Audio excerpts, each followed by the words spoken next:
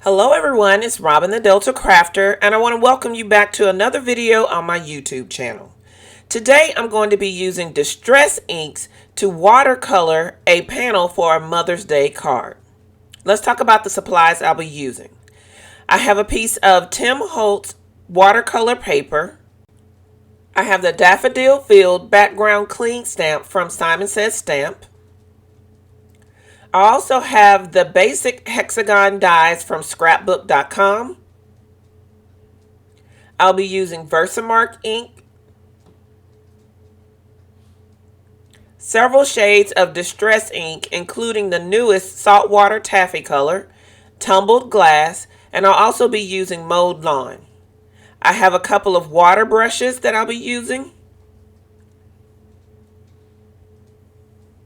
as well as some white embossing powder. So let's go ahead and get started.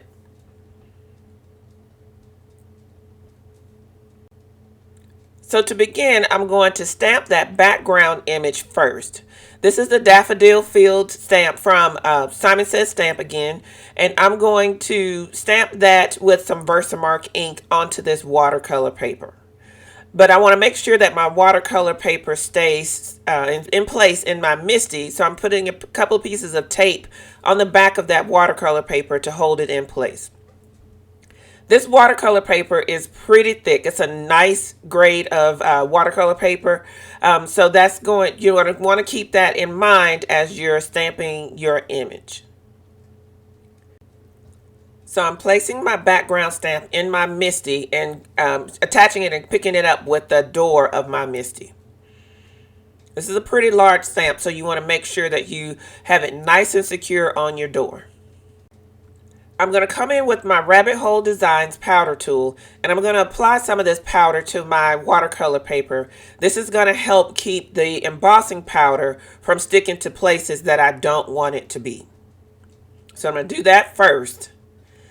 And then I'm going to come in with the Versamark ink and stamp my image. So I'm putting that Rabbit Hole Designs powder tool all over the paper. And now I'm going to come in and ink up my stamp with the Versamark watermark ink.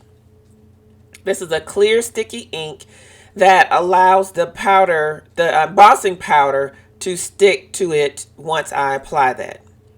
So I'm trying to get really good coverage on this stamp. So I'm going all over the stamp. And then I'm pressing down on the door of my MISTI to get the stamped image onto my watercolor paper. One thing you want to keep in mind when you're stamping on watercolor paper is that the paper is textured. So you're going to want to ink up your image several times. I inked up my image 3 times, and you can kind of see it there on the paper because it's been inked up so well. So now I'm going to take the MISTI away, and I'm going to bring in my embossing powder. And I like to keep my common colors like white and clear in some Tupperware containers so it's much easier to use. So I'm applying some of this embossing powder to my inked up stamp image, and you can see that it's sticking to the embossing powder. I'm sorry, to the embossing ink, that clear Versamark sticky ink, which is exactly what I want. So I've applied the embossing powder to my full image, and I'm feeling like I got some really good coverage. But you can see there on my glass mat that I have a little bit of spillage. And I haven't talked about my little vacuum in a long time, but I'm going to use my little vacuum, my little desktop vacuum, to clean up my mess. And this is one of those times when having this vacuum is very, very handy. I'll be sure to link that in the description box below. Here it is. It's coming in. It's a small little handheld, small desktop vacuum. But I'll be sure to link that in the description below because this has been a real great tool to have for easy and quick cleanup. So now that I have my image embossed and I have it covered with the embossing powder, now I'm coming in with my heat tool to melt that embossing powder. And having this glass mat is also great because I can just heat emboss on this glass mat without warping or worrying about any type of heat transfer or anything. This is a glass mat from Glass Mat Studio. I'll have a link for that below as well in the description box, as well as a code that you can use for a 20% discount off the entire site. This is again, this is some pretty thick watercolor paper, so it will warp just a little bit. But one way to help with that is just to heat the back of the paper as well. So that will reduce the warping that you have from applying your heat to melt your embossing powder. So I've completely melted all the powder on my image here on my watercolor paper, and now it's time to move on to the next step in the process. So now I'm going to be bringing in 3 different colors of distress ink, and I'm going to use that distress ink to watercolor my image. I have a couple of water brushes over here on the left. If you only have one water brush, don't worry, you can still do this process. You'll just need to squeeze some water through your brush end when you finish, when you want to change from one color to the next, just to make sure that you get the color all the way out of your brush tip. So I'm coming in with my very first water brush, and I'm using the saltwater taffy to color in the centers of my daffodils. So I went online and looked at a couple of different pictures of daffodils and the different varieties and color combinations for daffodils, and I found one that has the white outer petals, which are the larger petals, and then a peachy colored center. And I knew that I had this brand new distress ink from Tim Holtz, the saltwater taffy, and I thought it would be perfect to use on this Mother's Day card. So I'm going to go in and fill in all the centers of the flowers with this saltwater taffy ink. Off camera, over to the side, I have the background stamp, and I'm using that as my guide to kind of tell me where all the different parts and pieces of the flowers are, because you can imagine with white embossing powder on a white paper, it's kind of hard to see, but you can definitely use the stamp and the backer as a guide for you. So I've finished all of the centers of the flowers, and now I'm going to be moving on to the next step, which will be I'm going to color in all the leaves and the stems. For this part, I'm going to be using Mowed Lawn Distress ink. This is a beautiful, beautiful green color. And then I'm going to switch to my other water brush, just because I have a couple of them. Again, if you don't have more than one, or if you just have a regular paintbrush and water, you can still do this process. So I've squeezed a little bit of water to kind of into the ink to get it ready, and now I'm going to come in and start working on my leaves and stems.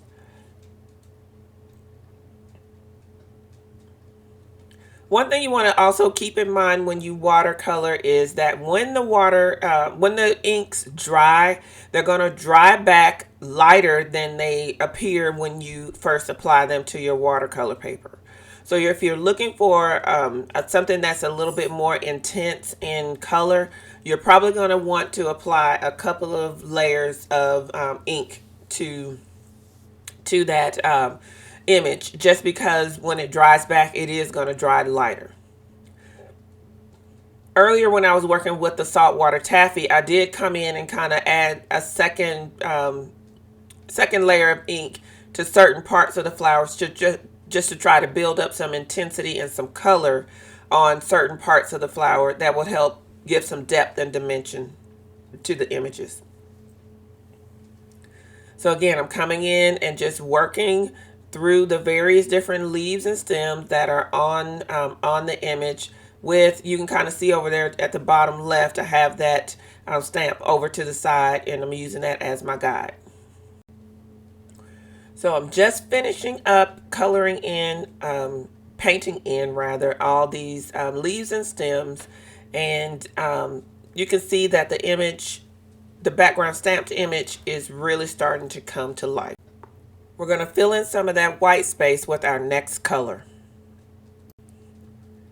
To finish off our painting, we're going to bring in some tumbled glass as our third and final color.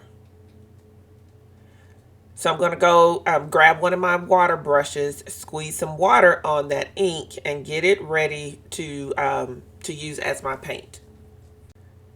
Using distress inks as watercolors is just another way to stretch your inks. It gives you another option of things that you can do with the inks that you have. If you're going to make the investment into the inks, it's a good thing that you have multiple ways that you can use them. So now I'm coming in and I'm applying this tumbled glass to what would be like the sky areas of the image. So I'm going to bring in this tumbled glass and I'm going to fill in all those spaces. Remember that the petals of the daffodils are going to be white, so I'm not going to do anything to those large petal areas. But I'm going to fill in the areas around the flowers and the petals and the stems, and that's really going to make everything pop.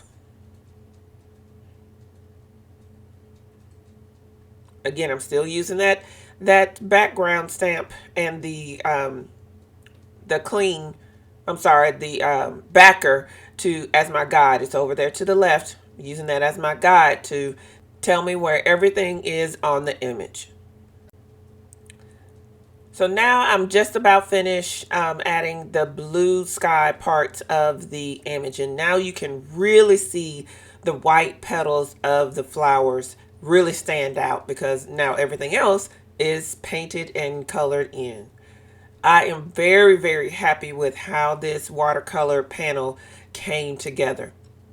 I think this is a fantastic way to stretch your background stamps as well.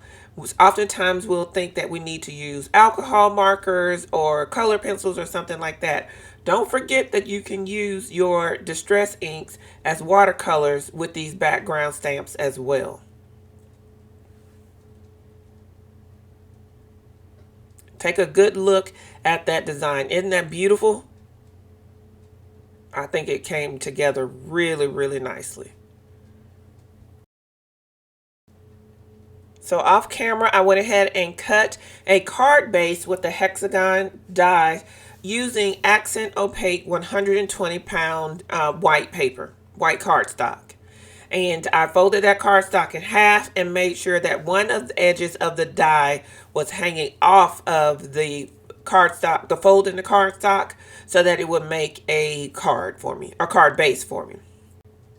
So I took a step or two down in the dies, and I'm going to use that to cut my panel from my watercolored image. That I'm going to use that as a panel for the card.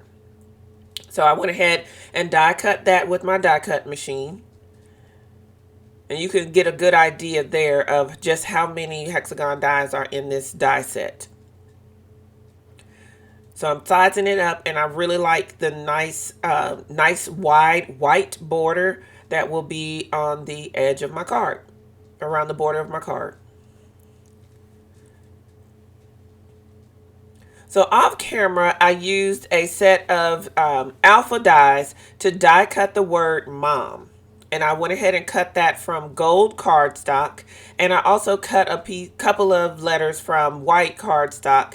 And I layered those up with the Barely Arts glue so that my letters could have some dimension.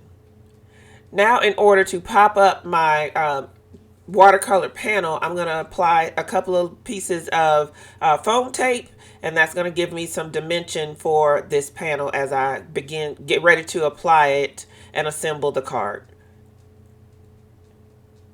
So I've got a good amount of foam tape on this watercolored panel. Now I'm just taking off the backer and getting ready to place it on my card. I'm going to use some tweezers to place it on the card base because I want to make sure that I like the placement of it before I actually have to secure it to the card base. And with the shaped card, you just got to double check and make sure where the opening is. You don't want to assemble your card wrong. So this is where the tweezers come in handy. It gives me a little bit of wiggle room and space before I press down on the panel to make sure that it's firmly secured to the base, to the card base. Now it's time to put our mom word on here.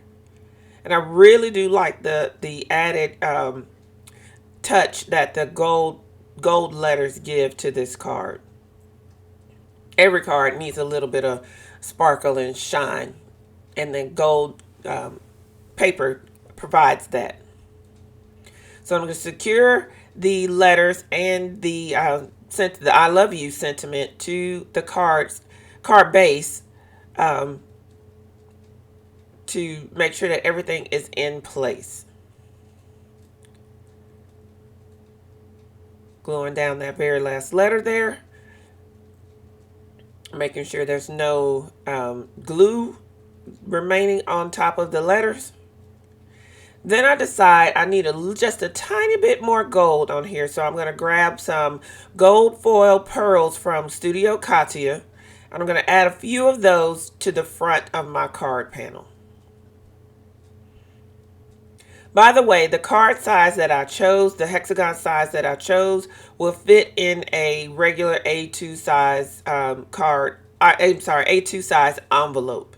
And I kind of sized it up and measured it before I chose that that die to be the one that I used.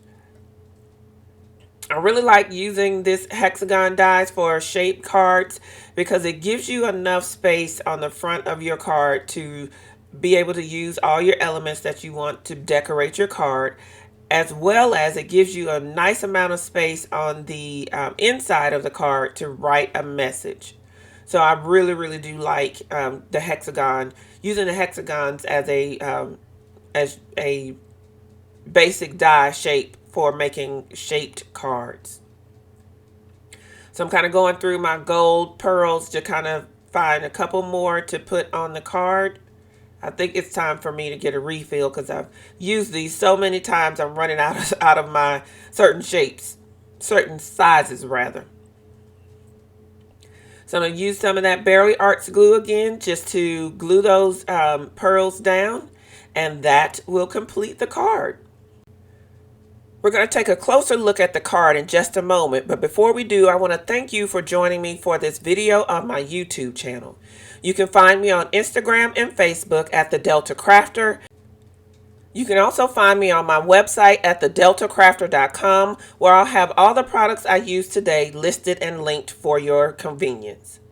Here's a closer look at our card, and I'm really, really loving the way that this came together. I hope you all have enjoyed yourselves. If you have, please consider giving me a thumbs up. And until next time, enjoy. Bye, everyone.